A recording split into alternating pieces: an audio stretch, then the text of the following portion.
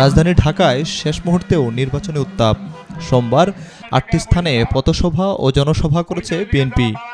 একই দিনে ১১ দলীয় জোটের জামায়াত, জাতীয় নাগরিক পার্টি, এনসিপির পক্ষ থেকে বিভিন্ন এলাকায় গণমিছিল ও জনসংযোগ করে প্রচারণার শেষ দিনেও নিজেদের অস্তিত্ব জানান দিচ্ছেন প্রার্থীরা।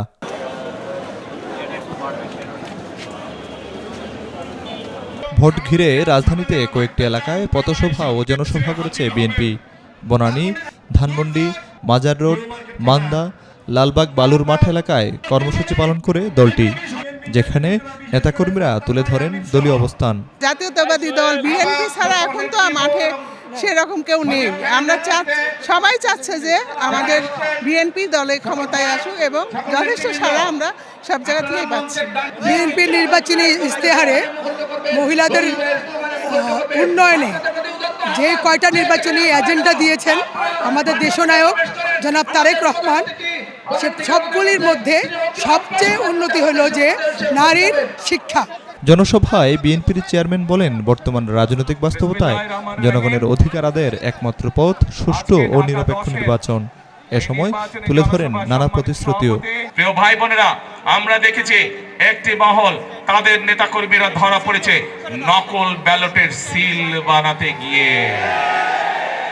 কাজেই আজকে ঢাকা 10 সহ সকল গণতান্ত্রিকামী মানুষ এবং যারা চায় সেই সকল গণতান্ত্রিকামী মানুষ যারা চাই এই দেশের মানুষের, এই দেশের ভাগ্যের পরিবর্তন করতে, আপনাদেরকে আজকে সতর্ক থাকতে হবে, সজাগ থাকতে হবে এইসব নকল সিল বানানো যারা বানায় তাদের বিরুদ্ধে।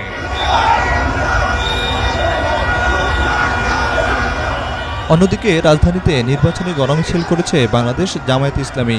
সরকার গঠন করলে ইতিবাচক পরিবর্তনের বার্তা দেয় দলটি।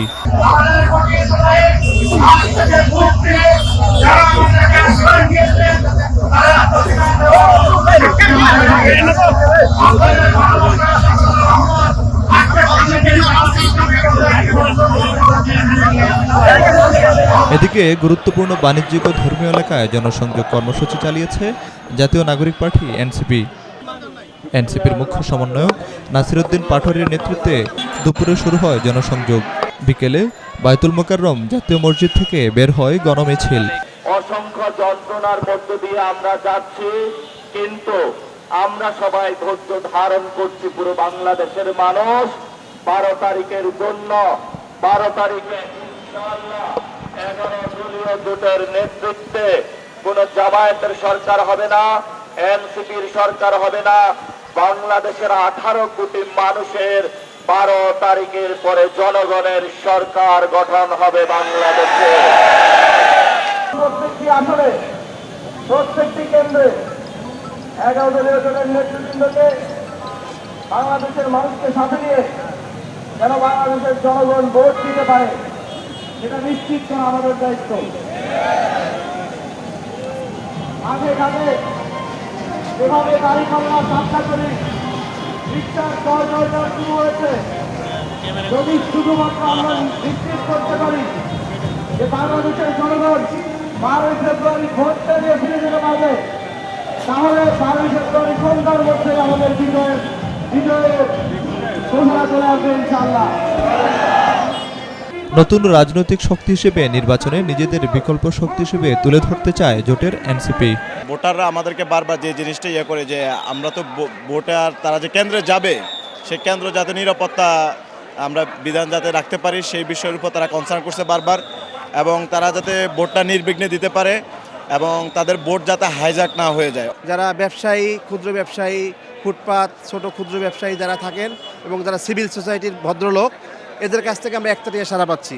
এবং আমাদের জন্য থ্রেট তো এই আসনটা, ঢাকা 8 আসনটা খুবই গুরুত্বপূর্ণ। এখানে সন্ত্রাস, চাঁদাবাজ, গ্যাংস্টার, দখলদার, জমিদারদের অভয়ারণ্য ছিল। ইনশাআল্লাহ 12 তারিখে একটা সুষ্ঠু ভোটের মাধ্যমে এই চাঁদাবাজ, গ্যাংস্টার, তালুকদার, জমিদারি প্রথা বিলুপ্ত হবে। এর জন্য তারা চেষ্টা করছে। ভোটাররা ভয় পাচ্ছে যে এই গ্যাংস্টাররা হামলা করবে কিনা, এবং তারা শঙ্কিত। প্রশাসনের উপর বিগত 3টা নির্বাচনের কারণে জনগণ প্রশাসনকে পুরোপুরি বিশ্বাস করতে পারতেছে না। নির্বাচন যত ঘনিয়ে আসছে ততই রাজনীতির মাঠ দখলের প্রতিযোগিতা বাড়ছে। বিএনপি দীর্ঘদিন পর মাঠে, অন্যদিকে এনসিপি তরুণদের নতুন দল হিসেবে নিজেদের সক্রিয় করছে।